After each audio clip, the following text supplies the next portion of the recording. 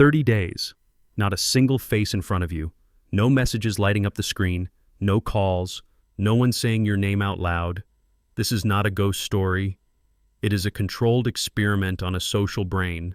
What really happens when a human being stops meeting anyone for a month, not in poetry but in biology, in circuits and chemicals, in the invisible systems that keep mood, sleep, immunity, and identity in balance. The human nervous system did not grow up alone. For most of our history, we lived in groups. We slept near others, woke near others, worked, argued, laughed, and ate within earshot of other voices. So the brain treats other people not as decoration, but as part of the basic environment. It expects gravity. It expects a cycle of light and dark. It expects food and water. And it quietly expects other humans. When you step into 30 days without seeing anyone, you are not just changing your routine. You are taking away an entire category of input that your biology uses to decide, am I safe? Do I belong? What matters today? In the first days, the silence feels almost clean. No one interrupts. No meetings. No awkward small talk. From the outside, it might look like calm. Inside, another story begins. Brain regions that scan for social signals do not go offline just because you decided to be alone. They are still looking. They watch the empty doorway. They listen to the quiet hallway. They search for footsteps, for a voice, for a face, and they do not find any. To a social mammal, that absence is information. The body answers with a subtle shift in the stress system. The autonomic nervous system leans a little more toward its alert branch, the one that prepares you to respond to threat. Heart rate sits a touch higher, breathing stays slightly shallower, muscles in the jaw and shoulders hold a bit more tone. Cortisol, a main stress hormone, rises earlier and takes longer to fall. This is not full panic. This is a quiet background message. You are alone. Stay ready. The brain uses some of the same circuits for physical pain and for social pain. When you burn your hand, certain areas light up to signal danger and demand protection. When you are cut off from the group, many of those same regions activate. So even if you chose this isolation willingly, even if you tell yourself it is for productivity or peace, a deep layer of the nervous system hears something else. It hears separation. Sleep begins to feel different. On ordinary days, your schedule is held together by more than alarms. You wake because work starts, because someone expects you, because you meet friends or family. You eat at certain times because others do. You stop work because the office empties. You leave a cafe because staff are closing. The brain uses these social cues as extra anchors for the internal clock. The circadian rhythm that coordinates hormones, temperature, digestion, and sleep.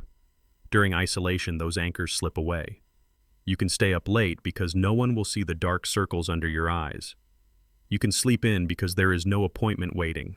Light still reaches your eyes, but the pattern of human contact that usually reinforces day and night is gone.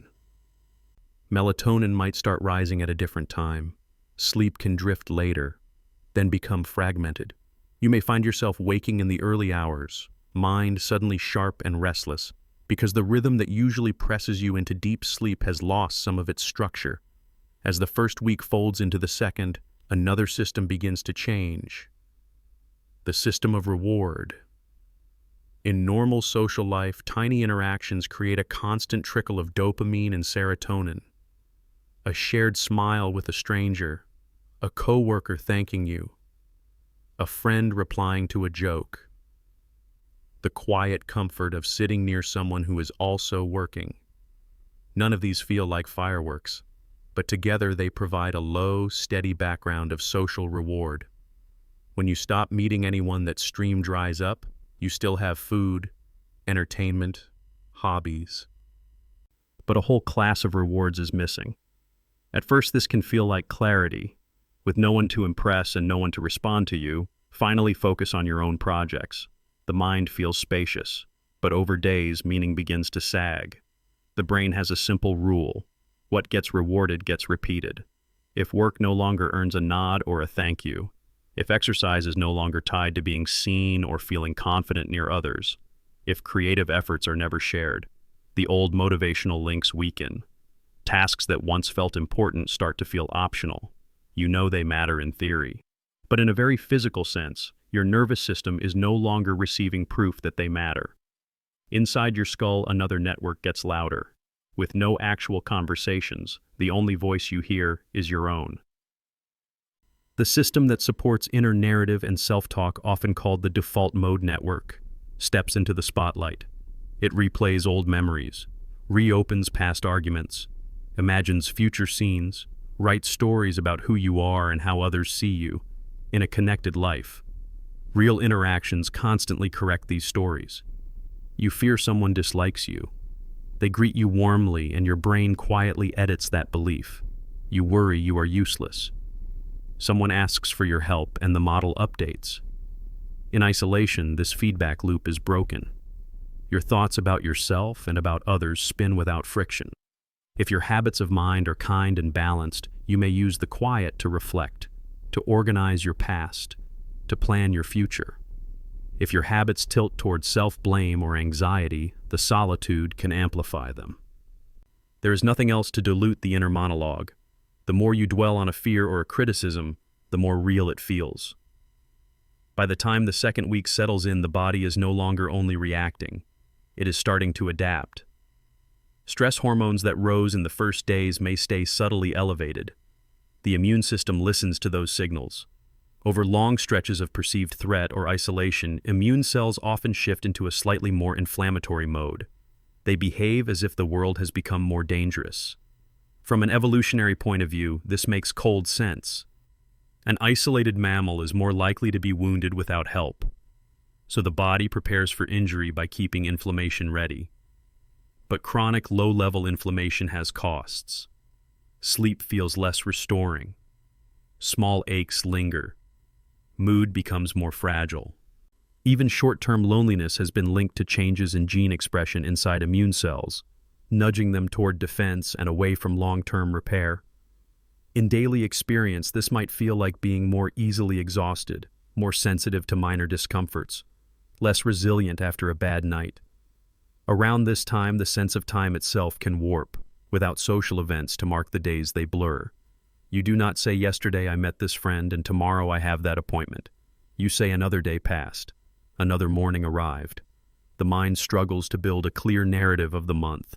Memories become less about distinct episodes and more about a general mood. This lack of structure can deepen a feeling of meaninglessness. Humans do not only need to survive, we need to feel that days add up to something. Social life is one of the main ways we feel that accumulation. Shared projects, repeated roles, ongoing conversations. They stitch individual days into a larger story. Take those away, and the story threatens to unravel. As the third week begins, people in deep isolation often report one of two main patterns. In the first pattern, craving for contact becomes intense.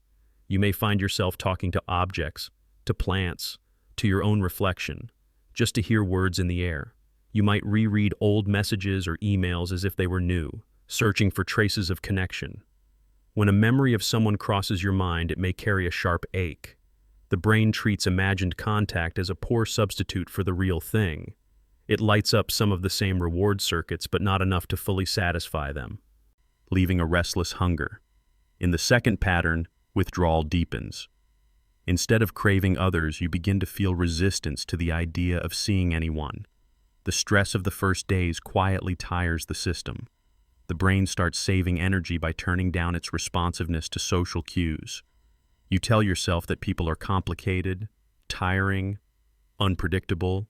You reassure yourself that being alone is simpler, cleaner, more efficient. There can be truth in that. But underneath, the nervous system has also begun to protect itself from the discomfort of unmet social needs. If you expect no contact, it is easier not to long for it. By the time the fourth week arrives, these adaptations are no longer just temporary reactions.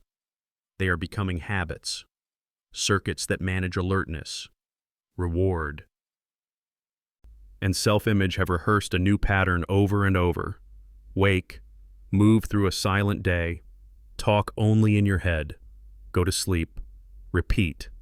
With each repetition, those networks wire together more tightly. This is neuroplasticity. The brain changes itself according to what it repeatedly does. After a month without meeting anyone, your capacity for connection has not disappeared, but it may feel stiff, like a joint that has been kept in one position for too long. It does not move as freely. You may notice that your inner narrative about other people has shifted. Perhaps you idealize them, imagining that everyone else is living a rich and perfect social life while you float outside.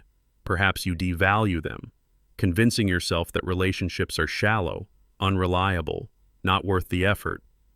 Both are ways the brain tries to reduce the pain of separation. Your sense of self is also different. Normally, identity is partly reflected back at you through the gaze and responses of others. You see yourself as a friend, a colleague, a sibling, a partner, because those roles are confirmed in interactions. Without those mirrors, you may feel strangely undefined. Who are you when no one is watching, when no one uses your name, when no one responds to your choices? Some people find this question liberating. They rediscover interests and values that were buried under obligations. Their internal compass grows clearer. Others find it unsettling. Without external feedback, small doubts about worth and purpose can expand, filling the space where simple, everyday validation used to live. It is important to remember that not all solitude is harmful. There is a healthy form of being alone. In healthy solitude, you know you could reach someone if you needed to. You feel fundamentally connected even when no one is present. You use the quiet to consolidate learning, to create, to rest from the noise of constant communication. The nervous system still feels held by a wider social net. Isolation becomes dangerous when that sense of being held disappears. When 30 days without meeting anyone feels less like a chosen retreat and more like exile, the biological systems that defend against threat can remain active long after the experiment ends. When contact finally returns, the first meetings act like a test. You step into a room with another human being. Your ears catch the tone of their greeting. Your eyes read their face. Your body registers the distance between you. In one version of the story, relief rushes through you. The sound of another voice seems almost too bright, too rich. You talk quickly, laugh more than usual. The reward system fires as if experiencing a feast after a long fast. Oxytocin pathways that support bonding activate again. Mirror neuron networks that help you read expressions and gestures wake up. And there is a sense of warmth returning to the edges of your perception. In the other version, the reunion is awkward. You stumble over simple replies. Your timing is off. You hesitate before making eye contact. The social brain has not forgotten how to work, but like a muscle unused, it has lost some of its fluidity. With repeated interactions, it can regain that ease. The nervous system is not fragile porcelain. It is an adaptive, resilient network. From a scientific point of view, the key insight is that 30 days is long enough to shift the set points. Stress levels, inflammatory tone, sleep quality, motivation, and inner narrative all move to a new equilibrium in the absence of contact. For someone with robust mental health and strong internal structure, these shifts may be mild and reversible. For someone already vulnerable to anxiety, depression, or loneliness, the same period can act as an amplifier, pushing them deeper into patterns that are harder to climb out of. So what does this experiment really reveal? It shows that social connection is not just emotional decoration, it is a regulatory force. Every glance, every short conversation, every shared task sends small streams of information that tell the nervous system you are part of something. You are not alone on the savannah. You are seen. Take those streams away for a month and the body will cope. But it will cope by reshaping itself. Stress systems adjust. Immune systems adjust. The architecture of thought adjusts. You can live like this. Many people do for long stretches. Yet biology keeps the bill. When you hear your name spoken again, when someone looks at you and truly pays attention, you are not only ending a period of silence, you are giving back to your nervous system one of its original conditions. It is a reminder that for a human brain, other humans are part of the environment. We need air. We need water. We need sleep. And in a quieter but no less real way, we need each other.